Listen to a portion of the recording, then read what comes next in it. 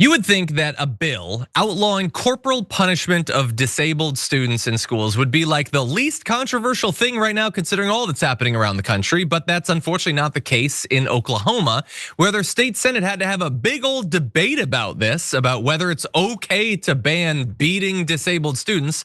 Republican State Senator Shane Jett is furious about the proposal. Here is his passionate defense for, again, beating disabled students. And I will tell you, this no corporal punishment initiative is not in the interest of children or civilized society. It was popularized back when I was a child by Dr. Benjamin Spock, who was not a parent, but he wrote a book about the evils of discipline and corporal punishment. He ran later for president of the United States as a socialist. This is a top-down, socialist-aligned, ideological, unilateral divorce between parents' ability to collaborate with their local schools to establish a discipline regimen that includes corporal punishment. It is in violation of Scripture and is ideologically aligned with socialist ideology that should not be part of this body's legislative initiatives. So again, this guy Jett is another one of those people that looks like an adult man, like he's old, obviously. He's wearing a suit, but he's a dum-dum. He's just a dum-dum. He read a book once. It was Scripture. You have to do the thing. I read a book, you have to do that thing. It's against the book that I read for you to ban some teacher from hitting someone's kid for them. Again, this is not banning the parents from doing that. They're not going into your home. They're not taking away your parents' rights. They're just saying that teachers don't get to do that. And I just find this so ironic, considering that they've been running for years on, you can't trust these damn teachers. They're trying to sleep with your kids. They should be able to hit your kids. If they don't like what your kids are doing, they should be able to just upside their head if they want to. You know what? They should be able to spank your kids. These pedophile teachers should be able to take your kids over their lap and just lay into their buttocks. That's what they should be able to do. I have a consistent ideology. I'm a man. But anyway, that's what he said. And he goes on and on about Scripture and all that. And some people are disagreeing. It's like this big debate that they have to have. Here's Warren Hamilton, another Republican, says, perhaps the parent of the child in most cases knows best what this child is going to respond to and how the child is going to perform his or her duties in the classroom. Again, it's not stopping the parents from doing whatever they want.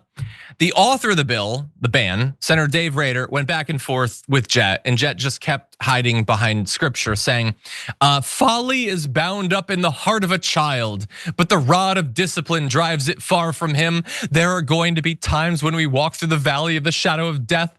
We won't have to fear evil because your rod and your staff comfort me. And so there, he's trying to turn it on him, Rader, with the rod and staff stuff. But Jett seems to seriously think, again, full grown man, he's aged and stuff, he's eaten food or whatever. He put on pants, and then he's like, again, I read a book, so you can't do this because my book says, well, I can do that. Okay, I'm gonna cite something. Many that live deserve death, and some that die deserve life. Can you give it to them?